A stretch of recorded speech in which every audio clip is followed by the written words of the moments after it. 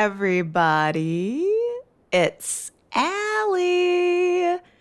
And welcome to our Y&R Chat for Sunday, August 28th, 2022.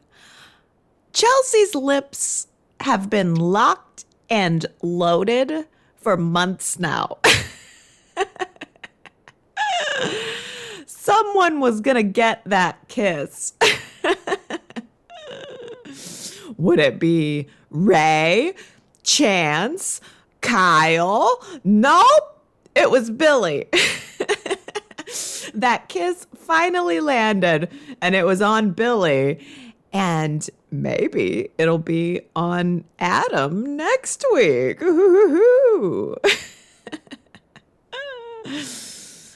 Oh, Billy, too, has been seeming a little loose with his affections.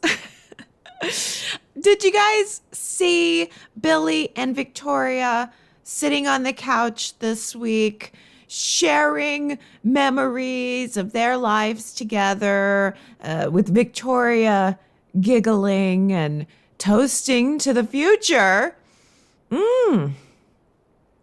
What is Lily going to say about the fact that Victoria and Billy are getting back together while Billy is still with her?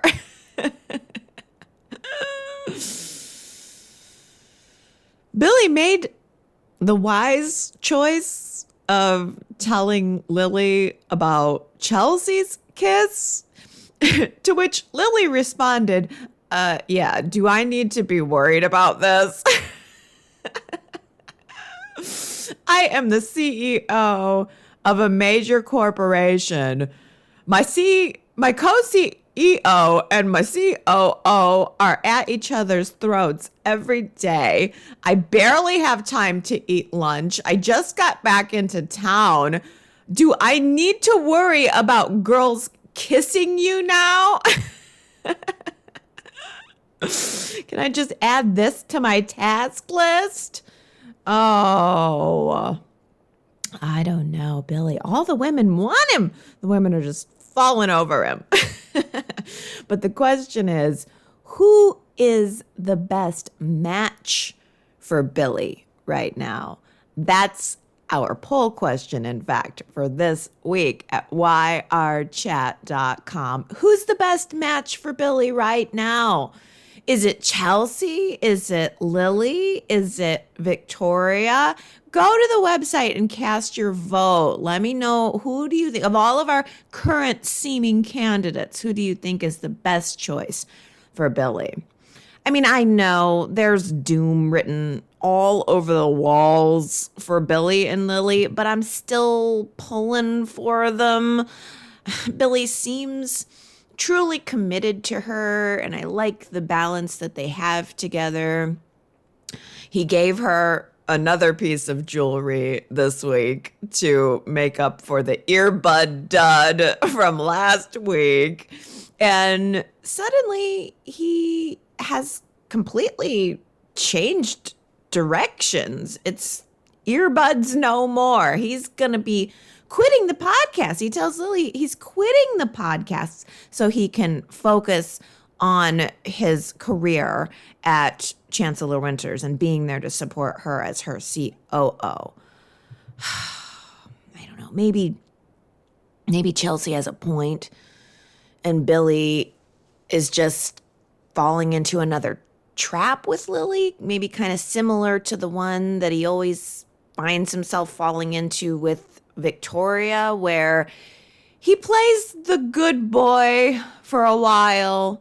He plays second fiddle to the smarter, more capable, more conservative female. But then little by little, it stifles him until he ends up lashing out and doing something wild and crazy. Maybe Chelsea is just the latest casualty of that, because Billy got her all pumped up on the podcast project. They had a great rapport, And now he's kind of dumped her to go back to the corporate life. I mean, wow, that really kind of backfired on her.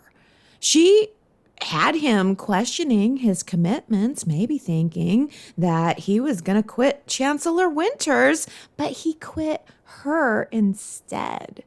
Ooh, them's the breaks. That's show business, kid. The fast-paced world of podcasting. Love it or leave it. Oh. I kind of think this is Y&R's way of dumping the podcast element of the show for good, or at least it could be. I don't know.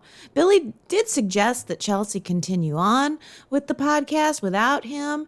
Maybe just do the podcast by herself. But I mean, who would want to listen to one person drone on for an hour? Crickets.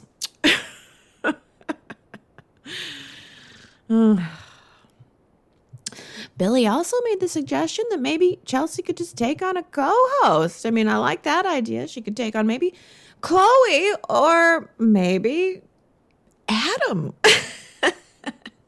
Can you imagine Adam wearing a set of headphones, talking into a microphone, spilling all of the Newman dirt directly to the public through their competitor media company? I mean, Adam and Chelsea seem to be building back up their rapport. He was very concerned about Chelsea's mental state again this week, especially after she had that argument with Chloe. You know, I was actually really glad to see Chelsea kind of finally telling Chloe off, asserting herself about the way Chloe is constantly forcing her opinions about how Chelsea should be living her life. I mean, I appreciate Chelsea and Chloe's friendship. The truth is, we don't have a lot of long-term friendships on this show. And Chloe and Chelsea, you know, for all the ups and downs, they've been pretty consistent in their friendship for a really long time. So I would ultimately like to see them patch it up. I think they both have really good intentions. I think Chloe has really good intentions. I just, you know, and she just forces them on to Chelsea, and it's getting old. I happen to think that Chloe was right in this instance of the argument. Chelsea was falling in love with Ray, and Chelsea was probably going to fall in love with Billy. She was at loose ends again, and now she is again, and she's pointed back in Adam's direction. But being a good friend also means realizing that there's a difference between thinking something and saying it. Not every opinion needs to be shared, Chloe. I mean, Chelsea's going to do what Chelsea's going to do, and 9 times out of 10, you're not going to like it.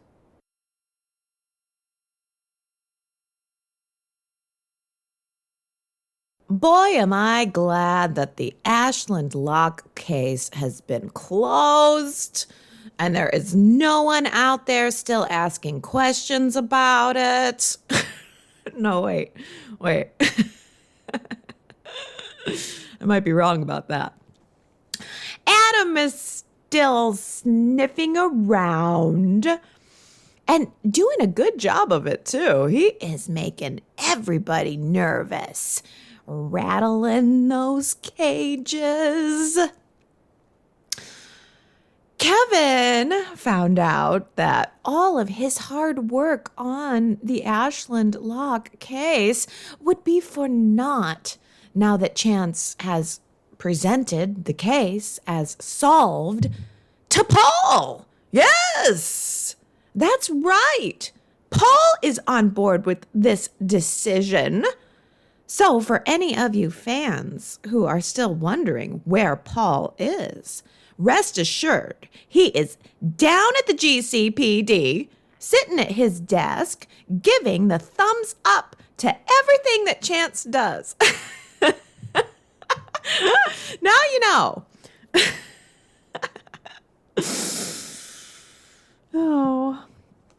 Oh, but I guess things can't be tidied up that easily. No, not when Adam is peering around the bushes, listening to the argument that was going on between Kevin and Chance over the whole thing.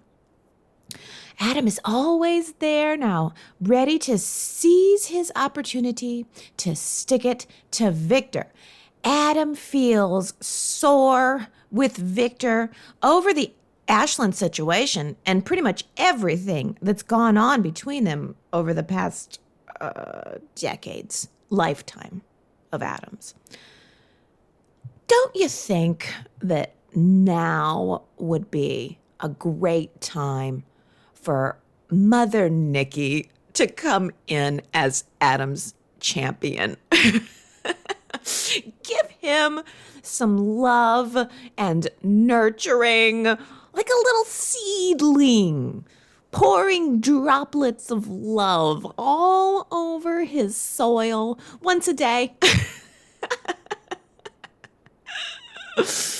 I mean, don't you think it would be great if Nikki ended up being the one to pull it all back from the brink just by loving Adam? Just by choosing to love him? I would love that. Because Adam's going to end up having all the cards, and that is dangerous for everyone else.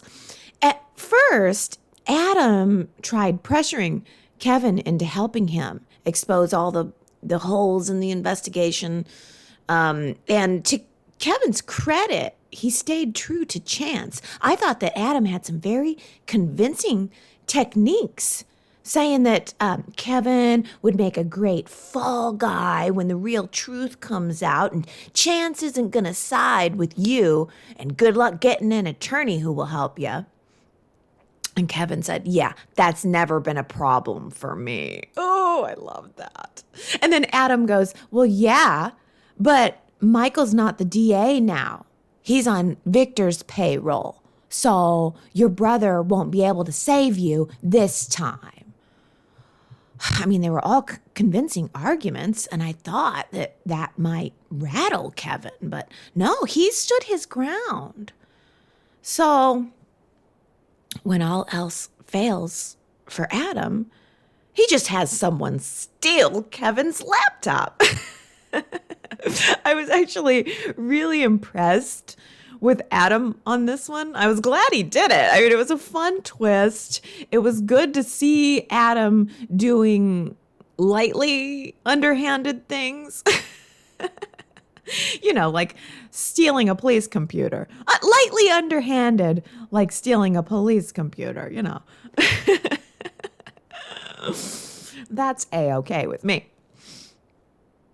But yeah, Adam got his hands on the police report, which is probably a part of public record. But, I mean, it would be far less entertaining to just see Adam walk down to the station and pay his $5 administrative fee and stand there at the copy machine for 20 minutes making a copy of the police report. No, stealing the computer was way more exciting. But now he knows all of the details. He knows all of the suspicious details that Chance has been privy to for all of these weeks. So Adam put the pressure on Chance, who in turn tells Nick, and then Nick tells Victor. Everybody is worried right now because Adam has this information.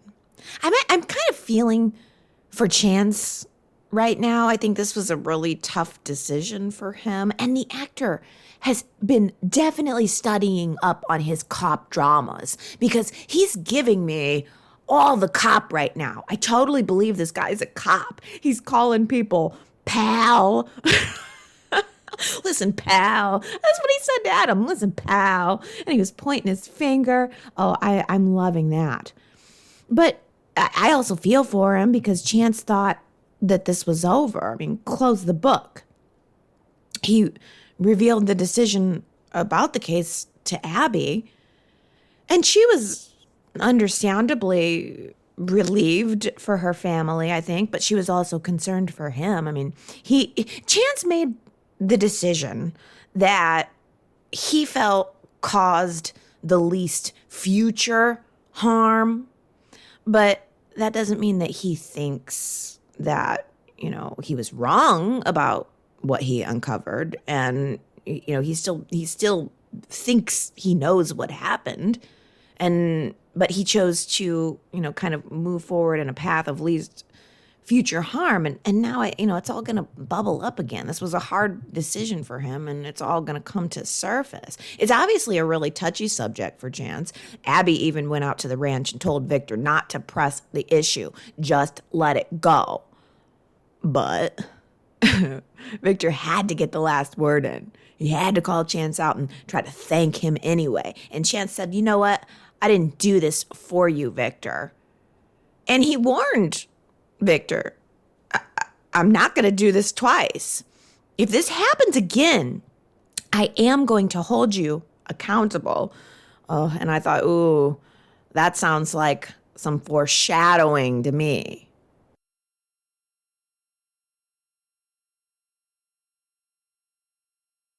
When Nick and Victor found out that Adam got his hands on the police report, they leaned on him like a couple of sopranos. They showed up at society and sat down like they should have been in pinstriped suits. Well, I mean, it's all part of a day's work in Victor's world. But Nick's a different guy. He's dealing with the real gravity of the situation. Killing someone, taking their life, even if it was an accident, and even if you hated him, it's just not something that should be taken lightly. And so I'm glad Nick isn't taking it lightly.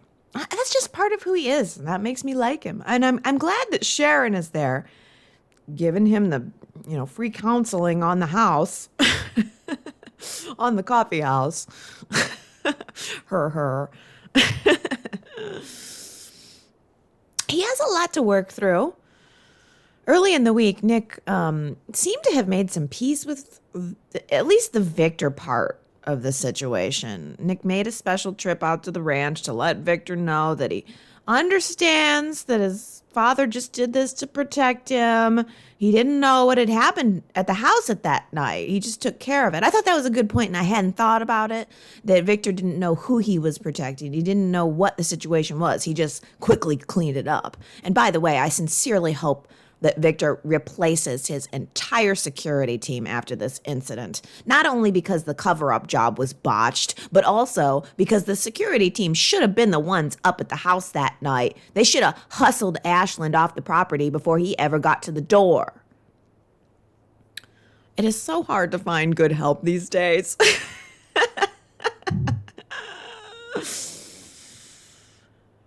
But, I mean, the situation is what it is. It's all aftermath now. And after Adam had a chance to tell Nick in front of Victor that he said, dealing with your father covering up something like this doesn't mean it will ever go away.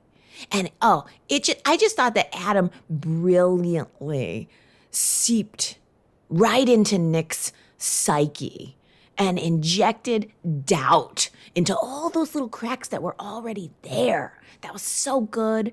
And it was so effective that in the previews, we see Nick telling Victoria that he's starting to understand Adam. Well, I mean, I guess that takes Nick off of Victoria's little helper list. But now she can add Sally to that list instead.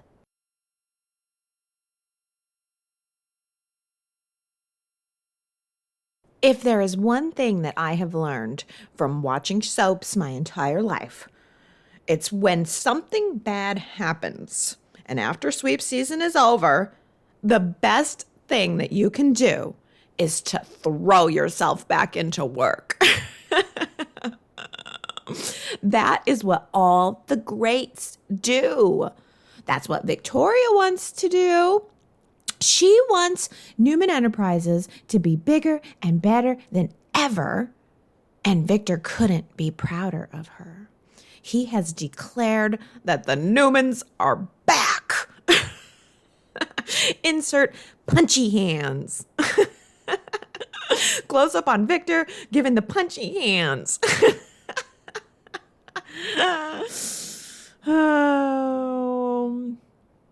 I mean, again, foreshadowing. I wonder if Victoria is setting herself up for a big, big fail now. She has decided to let the company take on some debt to buy 5 or 10 new acquisitions. And I kind of wonder if she's going to end up running the company too far into the red. Nick seemed concerned about that, but I mean, Nick's life's passion isn't Newman Enterprises. He is only going to pay attention for so long, and then he's got other things on his mind. He had told Sally that the investigation into Ashlyn's death was over. The case was closed. But then who should show up at Sally's door, ready to spill all the dirt about that police report, wanting her to publish an award-winning story about it? Oh, this was a great, long-awaited scene, really. Adam, once again, wants Sally's help now to expose the Newman family. It's almost as if he put her in that CEO position of a media company as part of his end game. Not so much for her sake, as he's been claiming all these weeks. He finally admitted that he broke up with her because he saw it as a way of protecting her. But, this is a form of protection that he should know better. Victor's always doing things to protect you. But what it really does is disregard you. And that's exactly what he did to Sally. And she let him know that. He only started being honest and real with her when he wanted something. When, he turned on the charm and the sad eyes and gave her, the real truth. Maybe even the truth she wanted to hear when he wanted something. So I'm glad she didn't give it to him. She instead, I guess, decided to give it to Victoria, which is a surprising choice. I think that Sally has really come to value her job and to value herself. And so I think she wanted to cover her bases by keeping the boss in the loop about what Adam was up to. But crafty Victoria, always her father's daughter, is always a step ahead. She tells Sally, oh, Adam wanted you to publish a story, and you didn't turn him down? Well, this could be useful. So could this mean that Sally will be going undercover with Adam? Could this mean that Sally will get the opportunity to use Adam's desire for revenge on Victor to get revenge on him?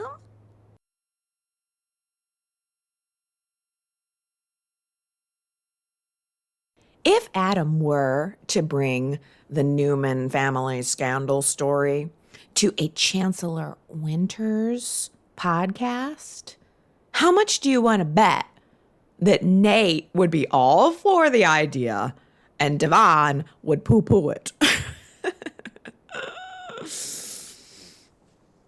Last week I asked you guys, Diane versus Nate, pick a side. 67% of you picked Nate. 33% representing Diane. I think that Nate just probably represents the more exciting side to the viewers. He's the one coming up with the great ideas, the fun sounding ideas. And Devon is always right there to say no. But in Devon's defense, he is the boss. I mean, there is a chain of command for a reason. And Nate does tend to kick rocks when he doesn't get what he wants.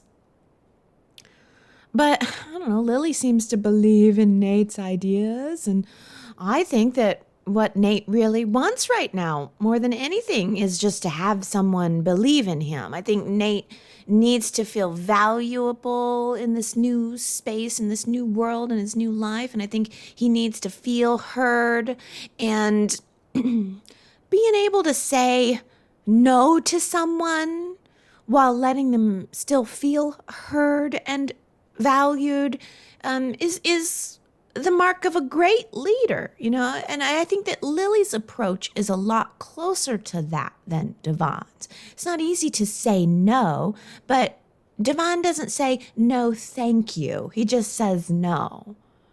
And not for nothing, I really dig the music festival idea. Wouldn't it be cool if we got to spend like the next month leading up to a big concert, and then maybe we could get to see a special set that represents it? Like, we could spend the next month working on flyers and billboards and maybe bringing in some musicians for the background and really get a sense of this awesome Chancellor-Winters music event, and then actually get to see something that represents it.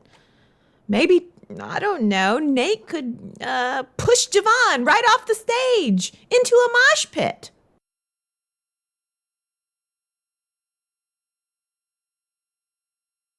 Maybe the Chancellor-Winters Music Festival can kick off at the Grand Phoenix Hotel now that they'll be owning it.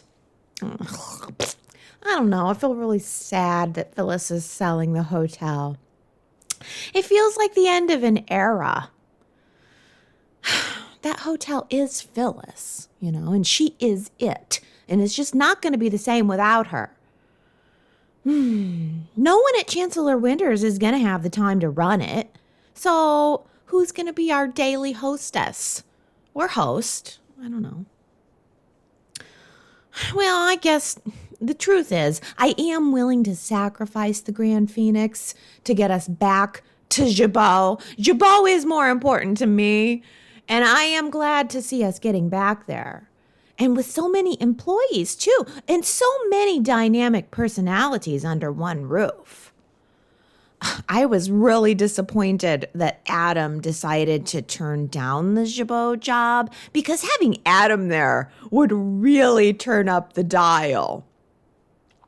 But I haven't given up hope yet. I think that Adam is going to change his mind, and at the end of his quest for revenge, he will ultimately decide to choose a better path toward world domination. I don't know, maybe even taking Jabot into a place where it can compete with Newman Enterprises again. Maybe one of Victoria's new acquisitions will be a cosmetics company or a fashion company. Wouldn't that be cool? I'm sure that Kyle would not think so. Which is another reason that I'm all for Adam working at Jabot. I would love to see Adam and Kyle butting heads. Because frankly, Kyle needs something else to do besides playing babysitter to his mommy and daddy. Could you believe that little snot? Daring to scold Diane for flirting with Jack. I mean, he's 100% right. Diane was worming her way into Jack's life. I mean, she is worming her way into Jack's life, but she's working on worming her way into his bed, and we all know it. Oh, I just thought you might want to see these Marchetti mock-ups. I mean, I'm just a lowly PR agent. I sure could use your big expertise, Jack. It's just so big.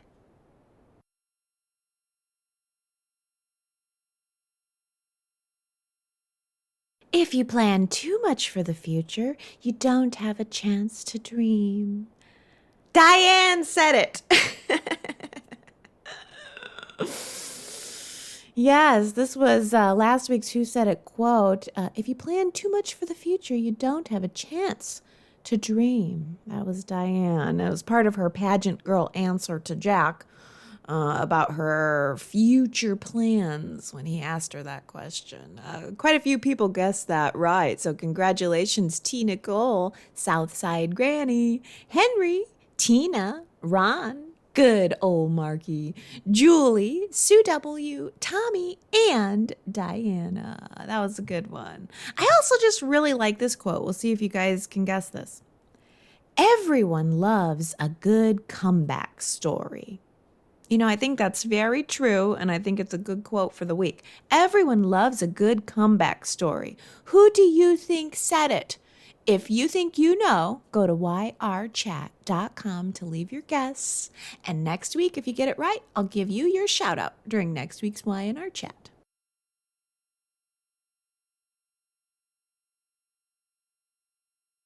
Okay, everybody, it's just about picnic time for me. I am recording this very, very early. My voice is probably still a little scratchy. There's still sleep in my eyes, but I at least wanted to do a quick podcast before I head off to my fun little picnic. I'm excited, taking my daughter, and it should be pretty fun for today.